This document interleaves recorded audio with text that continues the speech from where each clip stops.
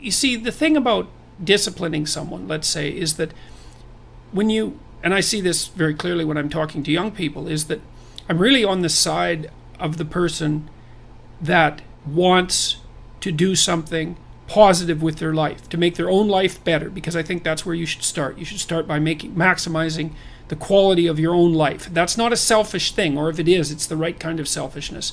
And that you should figure out how to do that in a way that's of benefit to your friends and your family and your community. And you should take that deadly seriously. And the reason you should do that is because that just makes life better for everyone.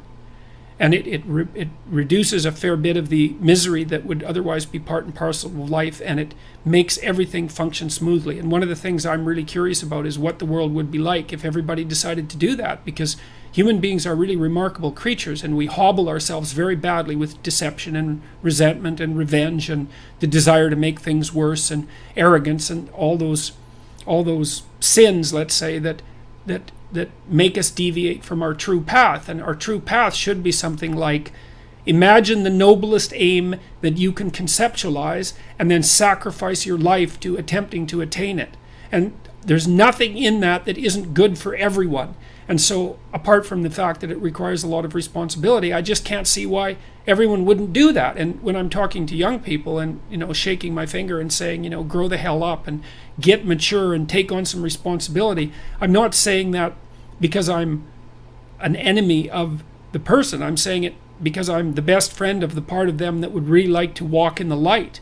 And it's an invitation to walk in the light. And it would be remarkable. This is what we need to do, as far as I'm concerned, not only in the West, but in the world at large, but maybe in the West first, is we have to consciously decide that we're going to do everything we can as individuals to walk in the light, and to regard that as a noble and heroic endeavor, and to make that first and foremost in our lives. And that's what we should be educating young people to do, and they can do that. And so I have dozens of people writing to me and talking to me all the time who are saying the same thing. They're saying, look, I've really been trying to get my act together over the last 6 months. I've been trying not to lie, which is slightly different than trying to tell the truth, right? It's a more humble goal to not lie, because you can tell when you're lying, but you can't necessarily tell when you're telling the truth. And I've been coming up with a plan, and I've been trying to discipline myself, and I've been cleaning up my room, which is like a nice humble act that involves transforming chaos into order. And they write and say, God, things are just working out way better for me. It's like, whoa, do it, man. That's just, you keep that up for 15 years and you'll be unbeatable. And that's what we should be convincing young people to be, is to be unbeatable.